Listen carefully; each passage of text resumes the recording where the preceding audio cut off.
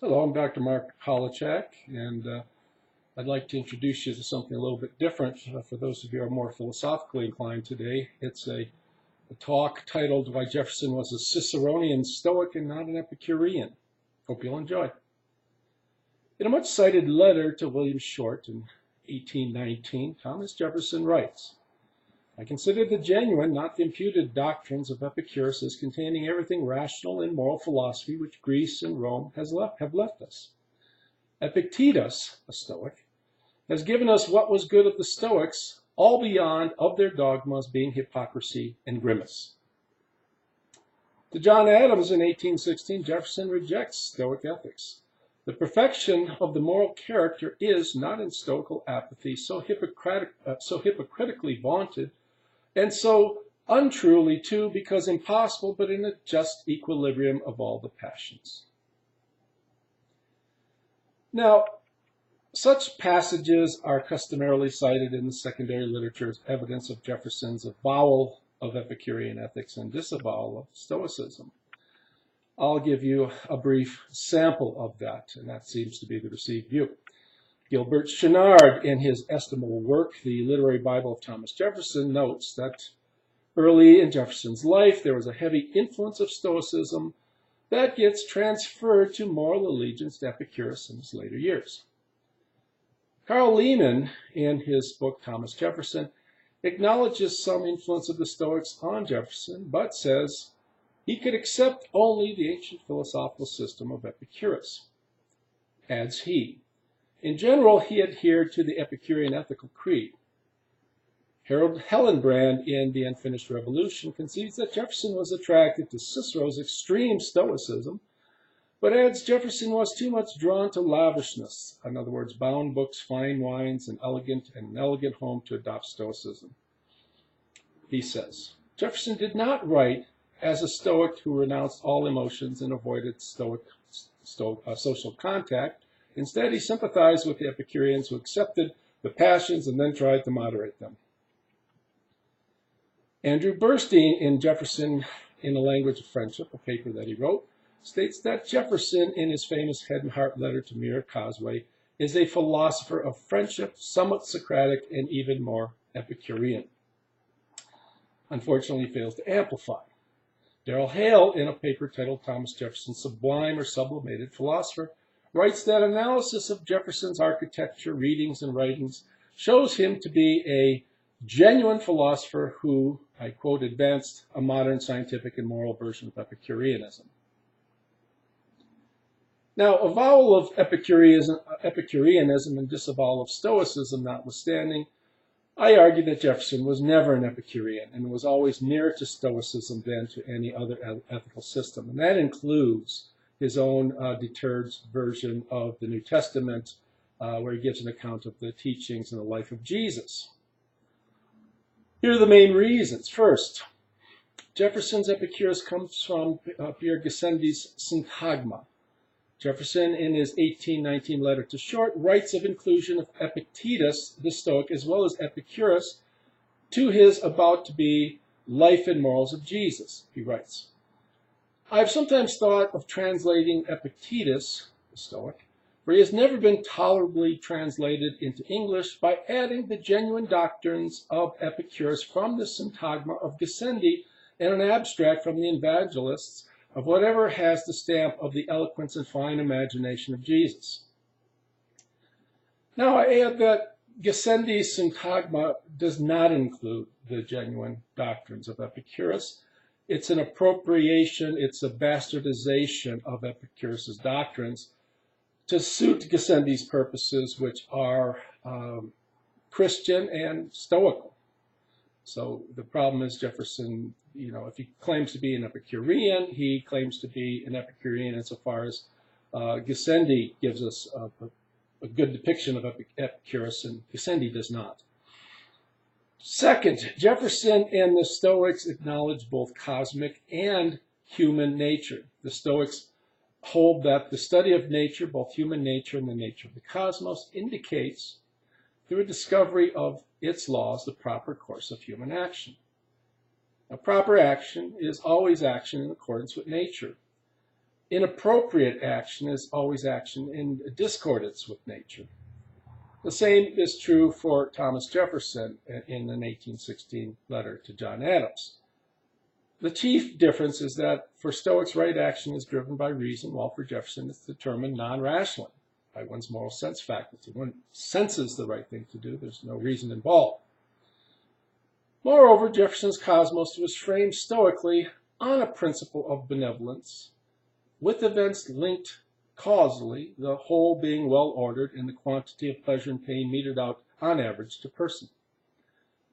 For Epicurus, in contrast, the gods are nowise involved in the affairs of humans. They exist in the intermundia, space between the worlds.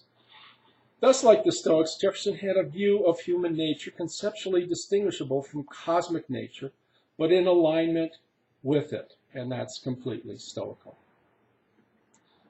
The Greek word for cosmos, by the way, I should add, just means an ordered thing. Third, Jefferson's deity was Stoical, not Epicurean. For Epicurus, there are a plurality of gods, not one, and they live in the space between the infinity of worlds. They live in the space between the cosmos. Being blessed, the gods nowise concern themselves with the affairs of imperfect humans. Now for the Stoics, in contrast, the order and fine arrangement of the parts of the cosmos bespeak the goodness and perfection of deity, which is the cosmos. For the Stoics, deity just is the cosmos. Deity concerns itself with the affairs of humans insofar as it concerns itself in the affairs of all parts of the cosmos. Jefferson writes similarly to John Adams in 1823 of deity being one and perceptible in the cosmos. I quote, "When we take a view of the universe, in its parts general or particular, it is impossible for the human mind not to perceive and feel a conviction of design, consummate skill, and indefinite power in every atom of its composition." Jefferson's deity is designer, fabricator, preserver, and regulator of all parts of the cosmos. Moreover, Jefferson's writings on deity are also consistent with deity being equivalent to the cosmos. Now, I ask you to pay particular attention to one part. Jefferson says when we perceive the cosmos, we can perceive deity in the cosmos. There is no analogical argument here. It's not a matter of looking at the cosmos as a well-ordered thing and then arguing analogically that just like the clock that's well-ordered that implies a clockmaker, so the universe well-ordered implies a maker of the universe. Fourth, Jefferson's ethics, natural religion was Stoical, never Epicurean. For Epicurus, the sole aim of life is pursuit of pleasure, chiefly of the mental sort, mostly through eschewal of pain, what Epicurus called ataraxia in Greek. For Stoics, the primary ethical duties involve deity and other humans. They countenance veridicality, justness, and authenticity. It is the same with Jefferson, who too countenances a veridical lifestyle in regard for justice and authenticity. Truth is certainly a branch of morality, he writes to Thomas Law in 1814, and a very important one to society. He advises Peter Carr, his nephew, in 1785 to behave not only honestly and with integrity, but also and always justly. Jefferson tells Carr to act always and in all circumstances as if everyone in the world were looking at him, a clear illustration of authenticity. Finally, Jefferson was a Stoic cosmopolitanist. The Stoic view of apathy, the Greek is apatheia, is not a matter of being indifferent, as a lot of people customarily translate the term, but a matter of having disinterest while being utmostly involved in the affair of humans and deity. And what I mean by disinterest, that means engagement. It does not mean uninterest. It means engagement, full engagement, but dispassion, having the same dispassion that a surgeon displays when he's cutting open a patient. Having an emotional attachment while performing surgery is not a good thing. So the surgeon is clearly attached to his job and engaged in it, but he has his passions disengaged, so he can do what he's doing perfectly rationally. Epictetus says, not to be undisturbed, the Greek apathe, apatheis, like a statue, but I ought to maintain my natural and acquired relations as a duty-bound man as well as a son, brother, father, and citizen. Now, Jefferson also consistently speaks of obligations to others and to God as critical components of morality. I can cite a number of letters here. In fact, this is just the sum total of morality for Jefferson. It's the duties that we have toward God, the duties we have towards others. Now, our obligation to others is founded on genuine benevolence, and that's why Jefferson delayed retirement for public service to his fellow Americans. He writes, in a virtuous government, and more specifically in times like these, this is a letter to Henry Lee in 1799, public offices are what they should be, burthens to those appointed to them, which it would be wrong to decline, though foreseen to bring with them intense labor and great private loss. When asked by President Washington to be a Secretary of State in 1789, Jefferson replies unequivocally, he expresses unequivocal preference for remaining as ambassador to France. He adds, it is not for an individual to choose his post. You are to marshal us as may be best for the public good, and it's only in the case of its being indifferent to you that I would avail myself of the option you have so kindly offered in your letter. Concerning human's deity to God, Jefferson says to Benjamin Waterhouse in 1822, to love God with all thy heart and thy neighbor as thyself is the sum of religion. Love of others and deity done with willfulness suggests mental alignment with Stoic sympathy. The Stoic word for sympathy is sympathia, cosmic connectedness and belonging. Now, love of God, I should add, entails the sort of Stoic apathetic attachment to the cosmos, to God. And Jefferson exhibited love of God not through prayer or singing hymns and things like that, but he exhibited love of God through study of the Newtonian cosmos, by growing things, by studying botany and all sorts of things, by studying the sciences. Now, why didn't Jefferson expressly disavow Stoicism and avow Epicureanism? The avowal of Epicureanism is readily explicated. Jefferson lists happiness as the aim of life for Epicurus and virtue as the foundation of happiness in his 1819 letter to former Secretary William Short. No ancient scholar would consider Epicurus as a eudaimonist, as someone who thinks happiness or a balanced soul is the aim of life.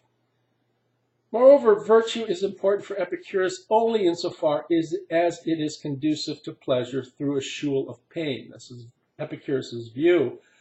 He was a pleasure seeker. We have the term Epicureanism today. It means someone who indulges in fine food and good wines. And it really is a bastardization of what Epicurus stood for. He thought we should, when the stomach is hungry, eating bread would suffice. When one's thirsty, drinking water will do better than wine, and so forth. So he was just interested in pursuing pleasure by getting rid of pain. Moreover, virtue is important for Epicurus only insofar as it conduces to pleasure through a shule of pain. I said that. Jefferson's rendering of Epicurus Gassendian is skewed. Now, disavowal of Stoicism is also readily explicated. Jefferson's gripe with Stoicism is that its aim, Stoic apatheia, is riddance of all passions, not merely a just equilibrium of them. In that regard, the complaint is Aristotelian. Yet the Stoics did not embrace riddance of all passions. They embraced upatheiai, literally good passions, but better grasped as mild sensual enjoyments or mild sensual revulsions. Illustrations are experienced joy on seeing one's child excel in learning and experiencing caution before attending a dinner at which numerous profligates will be in attendance.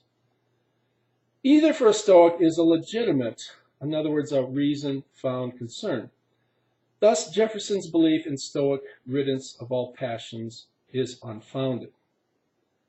Now, if you'd like to learn more about this magnificent person, Thomas Jefferson, whom I claim was a Stoic, please go to my webpage at www.thomasjeffersonsage.com. That's Thomas Jefferson Sage, one word, .com. Thank you, and I hope you enjoyed this little philosophical lecture.